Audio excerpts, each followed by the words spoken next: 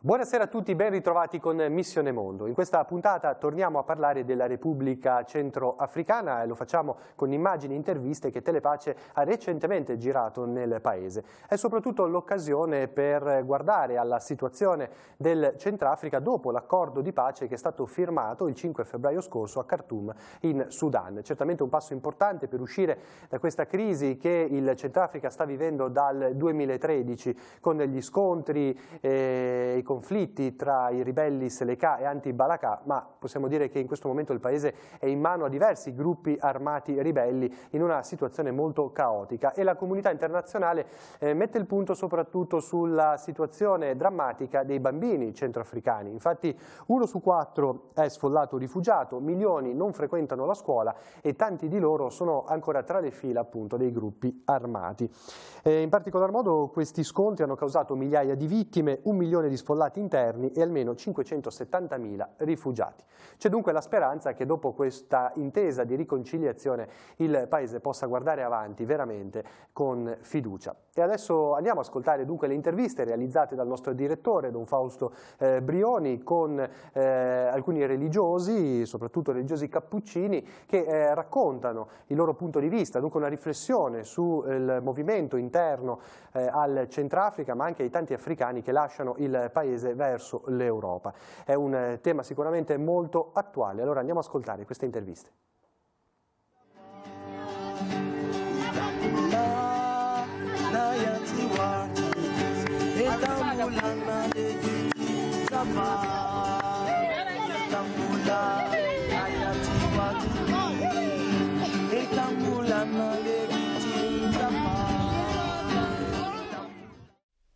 Quali sono i flussi migratori presenti in questa fascia subsahariana?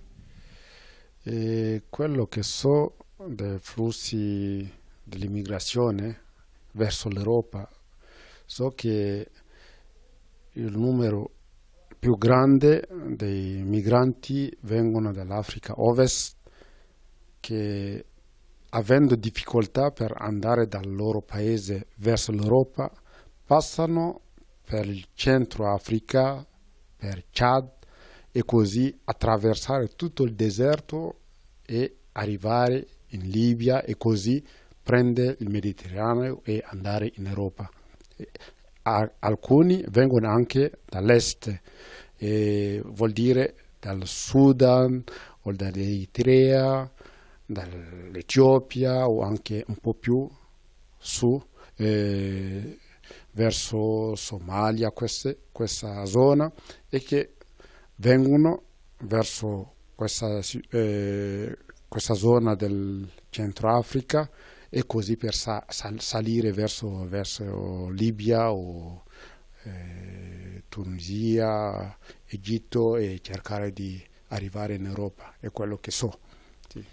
C'è anche un'immigrazione nei paesi africani, sono molti gli immigrati che arrivano anche nei paesi africani. Sì, lo sappiamo perché, per esempio, il mio paese che conosco meglio, ci sono tanti nigeriani, per esempio, che cercano una soluzione alla loro vita perché sono più di 100 milioni di popolazione in Nigeria e non è che tutti hanno possibilità di trovare lavoro, di trovare una soluzione ai problemi quotidiani, allora anche vengono o partono in Africa per trovare questa soluzione. Sono tanti, sono commercianti e trovano soluzione e a volte mandano anche i soldi ai loro parenti in paese per aiutarli per sussistere e andare avanti, ma quelli che forse sono stati anche influenzati dai compaesani che sono già in Europa o in America cercano soprattutto di andare lì perché sanno che la moneta lì è più cara e se anche trovano poco possono mandare giù in paese e trovare e moltiplicare quello che guadagneranno, quindi è quello. Le risorse dell'Africa sono moltissime materie prime. Perché questi paesi sono così poveri nonostante tutte queste ricchezze? Quello è sempre il problema dell'Africa, che è come il dono di Dio, ma che la gente che vive proprio in questo luogo non capisce la ricchezza di quello che hanno. Io l'ho capito quando sono andato, per esempio, durante l'estate, sono andato a Capoverde, che è anche l'Africa, vicino da Senegal. Ma quando ho visto questo paese Capoverde, per me era chiaro che è un paese così verde, quindi pieno di tutto, ma è proprio un paese deserto, perché Praia, dove ero, ha piovuto soltanto una volta durante l'anno e si vede proprio che la gente ha difficoltà per avere l'acqua, per coltivare, per avere anche la pioggia, ma quella gente lavora e il paese è bello, proprio bello, ma il continente dove siamo, quindi l'Africa, dove c'è tutto, si vede che la gente pensa piuttosto all'Europa, pensando che lì c'è l'Eldorado, quello che chiamano così in francese, perché lì forse la gente pensa di arrivare lì e trovare euro, come se puoi trovare sul mercato, camminando trovi i soldi.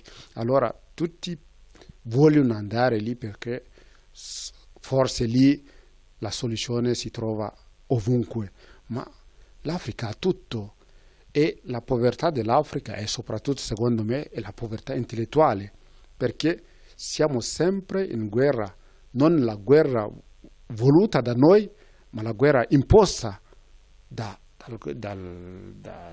quelli che hanno conquistato queste terre, come la Francia o gli altri inglesi che erano in Africa, e hanno mostrato che il futuro non è qua, ma è da questi paesi del nord del mondo. Quindi la gente non pensa di trovare la soluzione alla vita qua, ma piuttosto andare lì. Ma adesso che vogliono andare non c'è possibilità, perché se vanno tutto lì, la gente lì anche non avrà lavoro, e quindi c'è un problema lì. Ma la soluzione sarà qua, non lì. Secondo me è chiaro. Io ho vissuto 3 anni in Italia e ho visto che personalmente io non posso vivere in Italia, perché c'è più bisogno qua di me che lì, perché lì ci sono tutte le competenze, ma qui non ci sono competenze. Sono andato a cercare le competenze, ma per aiutare i miei, non per ancora dare in più all'Italia o in Europa, dove ci sono tutte queste persone.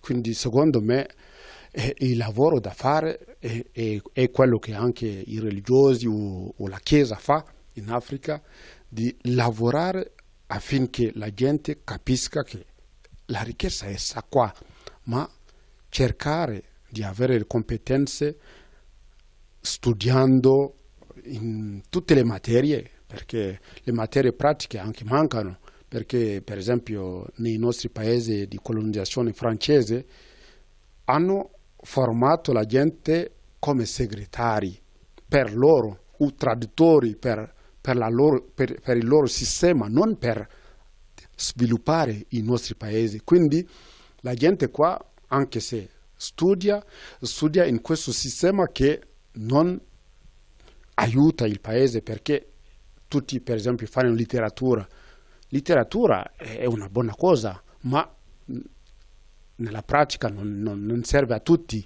Bisogna avere tutte le competenze che servono per costruire e per fare tutto quello che sviluppa il paese, anche l'agricoltura, che non abbiamo le scuole per queste cose. Quindi bisogna lavorare proprio in questo ambiente per cambiare l'Africa. Se non si fa questo saremo anche 100 anni, 200 anni, sempre così, e quello è peccato. Si avverte un forte sentimento antifrancese. Quello sicuro. In Africa, dove i francesi hanno lavorato, la gente non vuole più dei francesi, perché hanno sempre sfruttato l'Africa che hanno conosciuto, ma quello non è l'opinione generale della semplice gente, no? Ma io che conosco un po' meglio la situazione anche politica, tutto quello, vedo che quando sono andato in Francia, perché ho anche alcuni parenti lì, non è il sentimento sicuramente per quelli che non sono andati lì pensano a tutti i francesi sono così, ma il sentimento vero di chi ha studiato è che la classe politica è quella che l'Africa odia, perché lavora non per sviluppare l'Africa, ma per soltanto prendere e sviluppare il loro paese. Ma la semplice gente in Francia, io ho conosciuto, ho avuto degli amici in Francia che quando ho spiegato la situazione loro non capiscono che era questa situazione. Quindi non è il problema di tutti i francesi, ma la classe politica che proprio non lavora per sviluppare questa zona che hanno colonizzato. È quello che si vede adesso, che la gente non vuole più dei francesi, ma secondo me no. Se si spiega bene è piuttosto la politica francese in Africa che non è evoluta. Quali sono gli interessi in modo particolare dei francesi e di russi, cinesi e americani? Infatti in Africa, qui in Centro Africa soprattutto, tutto questo problema che riguarda il sottosuolo e quindi il petrolio, il diamante, l'uranio che abbiamo nel paese verso Bakuma, e tutto questo che attira la gente, attira questi grandi paesi come la Francia, gli Stati Uniti, la Russia e anche la Cina. Tutto questo fa che ognuno viene per cercare il petrolio, tutto questo prodotti di sottosuolo, e poi crea anche la guerra, perché si vede che tra di loro c'è questo problema per cercare di avere l'influsso sul paese, e ognuno cerca al modo suo di prendere queste ricchezze di sottosuolo, e poi per questo crea la guerra. E soprattutto quello che stiamo vissando qui in Centrafrica da più di 5 anni adesso, è proprio questa guerra che sembra imporsi da fuori e quindi dall'estero, per tutto quello che le ricchezze che abbiamo nel paese. Instabilità politica vuol dire anche povertà necessariamente, mancanza di investimenti e anche embarghi da parte della comunità internazionale. È quello che pesa soprattutto sul paese. Il paese, come avete visto, è povera, quindi problema di infrastrutture, le strade che sono brutte, la povertà, non c'è la luce o quasi niente, e tutto questo fa che la gente, al di là della ricchezza che abbiamo nel paese, siamo rimasti sempre poveri, siamo gli ultimi sulla pianeta. E questo non aiuta molto il paese di partire. Abbiamo questa impressione che il potere, mettendo questo embargo, impedisce il paese, anche il governo, di fare il suo lavoro, che di cercare a fare uscire il paese di questa povertà. E quindi questo embargo, che è solo sul governo, che ha il dovere per proteggere le frontiere, anche il paese e il popolo. Invece i gruppi armati non hanno questo embargo, continuano a comprare armi e a occupare il paese, a rubare, a fare tutto quello che vogliono. Dietro ai gruppi armati, ai cosiddetti ribelli, ci sono però degli interessi precisi. Di questi gruppi armati ci sono anche mercenari, che si dice che sono venuti dal Chad, dal Sudan, ma anche dal Niger, dall'Uganda pure. E poi tutti questi, noi ci domandiamo come fanno a trovare tutte queste armi che sono nuove e che continuano a usare per uccidere il popolo. E poi abbiamo qui la presenza dei militari dell'ONU che è molto criticata dal popolo, perché si vede che tanto ci sono nel paese, ma i problemi continuano a essere. Allora, che cosa fanno? Questo è il problema, che cosa fanno se continuano avendo tutto questo diritto, il mandato di proteggere il popolo continua a essere uccidere, a essere dominato e poi il problema rimane. E quindi si vede che ci sono queste mani invisibili dietro questi gruppi armati che abbiamo questa impressione che sono protetti o sono sostenuti dai poteri più grandi che continuano a occupare delle zone che ci sono le ricchezze come diamanti e altre cose. Quando anche c'è la guerra civile queste multinazionali funzionano ugualmente. Mi sembra di sì, al di là di quello alcune mancanze alcune cercano a fare il loro lavoro, però l'impressione più importante è quello che si vede che manca, non si sa se fanno il loro lavoro o fanno doppio gioco, non si sa. Le correnti migratorie vengono soprattutto da alcuni paesi e passano attraverso il Chad. Di Centrafrica che sono di origine so che non sono passati qua e poi anche da noi in Centrafrica di questi gruppi che vanno in Europa di immigrati non ci sono centrafricani o veramente è raro. Però alcuni passano per il Chad per il fatto che il Chad è grande e poi c'è una parte di deserto che è anche un paese limitrofo come con la Libia e quindi è facile passare tramite il deserto che manca il controllo. Ci sono però anche immigrazioni interne all'Africa che passano da un paese all'altro, non solo necessariamente verso l'Europa. Sì, in realtà ce ne sono tanti che si dice che per esempio in alcune etnie, soprattutto dalla parte del Senegal, di Mali, è di tradizione che un ragazzo deve partire da qualche parte per fare la sua vita, cercare anche la ricchezza e portare a casa nella sua famiglia. E quindi è possibile incontrare dei senegalesi in Centrafrica, dei maliani in Centrafrica che vengono, per esempio, si conosce che sono tanti senegalesi, maliani e di questi paesi che diciamo arabi che sono qua in Centrafrica perché c'è il diamante e sanno fare il commercio e quindi vengono a installarsi qui per fare gli affari, che è quello che tocca per esempio il diamante. Il Centrafrica è un paese giovanissimo. Sì, è un paese giovanissimo, è più 50% dei giovani. E c'è un grosso impegno della diocesi nell'ambito scolastico e formativo. Sì, in ogni parrocchia ci sono le scuole cattoliche, c'è l'asilo, c'è la scuola elementare, ci sono anche i collegi, 5 nella diocesi e anche 5 licei.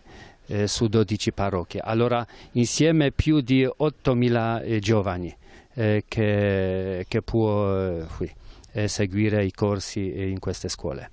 E oltre all'aspetto formativo relativo alla scuola c'è anche qualcosa per le donne?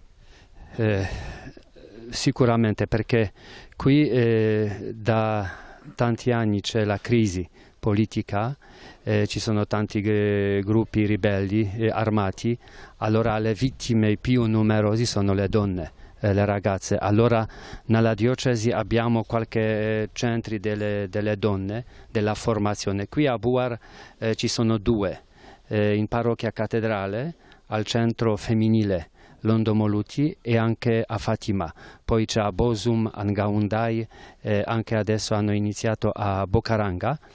Allora sono i centri dove ragazze possono venire, imparare alcune a leggere e scrivere, poi imparano a cucire, e poi come si devono occupare dei bambini e poi della famiglia. Allora sono 3 anni della formazione e alla fine di questi 3 anni le ragazze che veramente lavorano, allora ognuna riceve la macchina a cucire.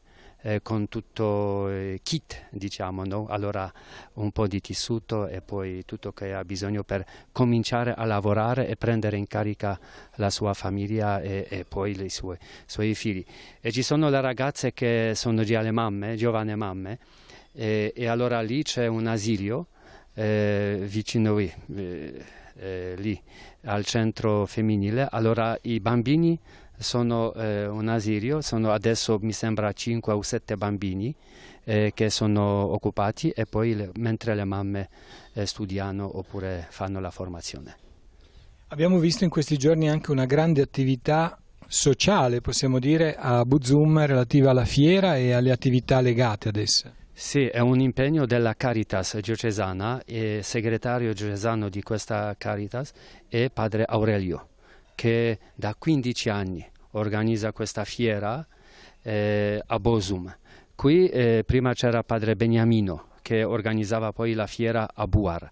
Allora, ma a Bozum è iniziato prima e ci sono, mi ha detto Aurelio, 220 associazioni agricole che si mettono insieme per lavorare, per coltivare anche il riso e poi vengono a presentare questi prodotti e vendere durante questa fiera. In quest'anno sì, anche il primo ministro che è venuto, il presidente deve venire quando l'abbiamo visto vescovi alla fine a metà di gennaio.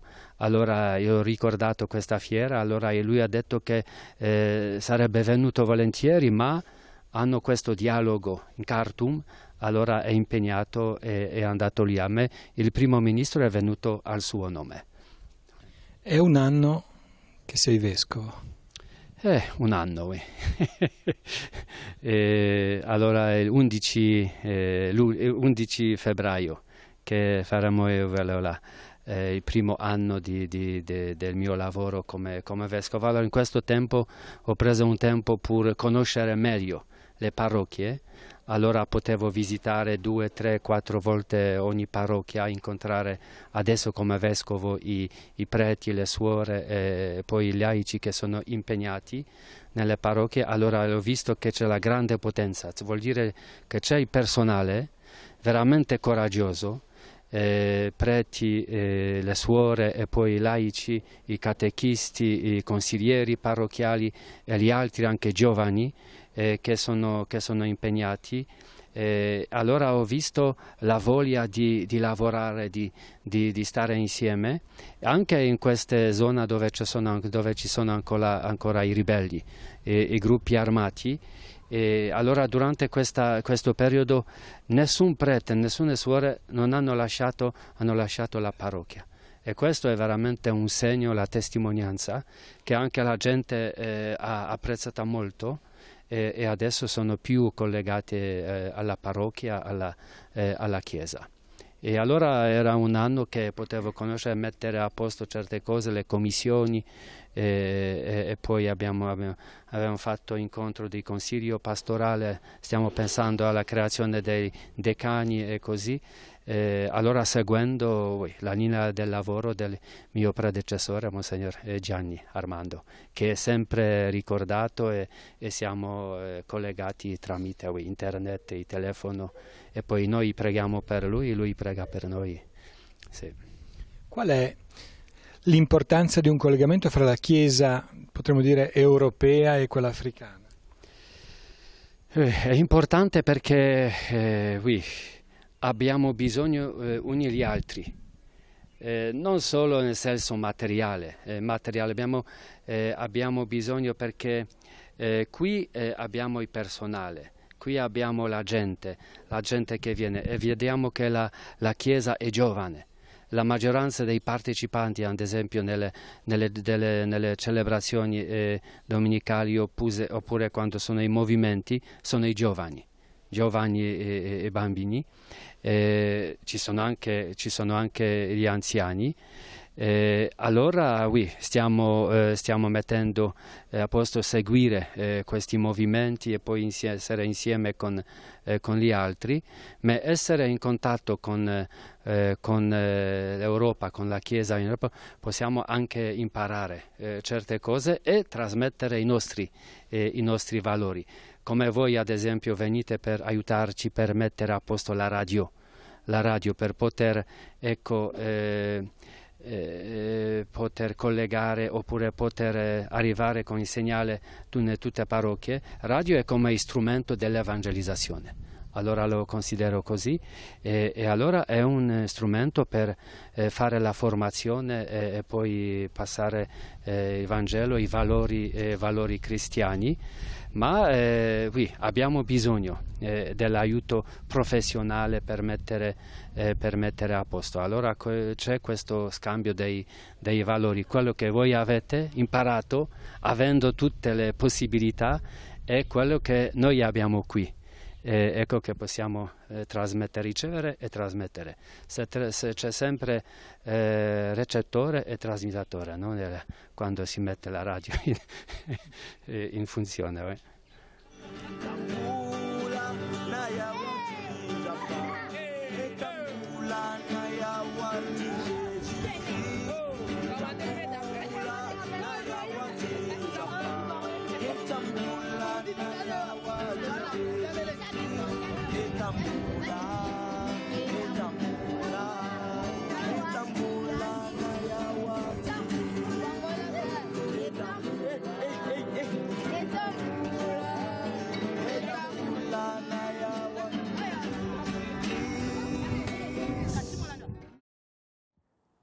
Rieccoci in studio, ci sarà sicuramente un'altra occasione per parlare della Repubblica Centroafricana con altre interviste e immagini. Allora vi do appuntamento a una prossima puntata di Missione Mondo. Grazie per averci seguito, buon proseguimento con i programmi di Telepace.